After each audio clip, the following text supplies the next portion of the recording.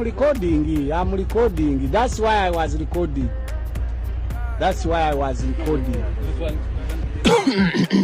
All right, go.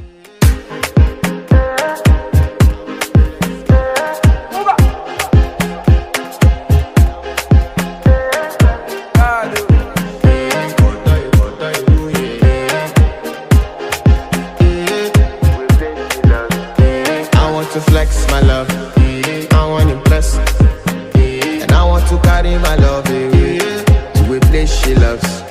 I'm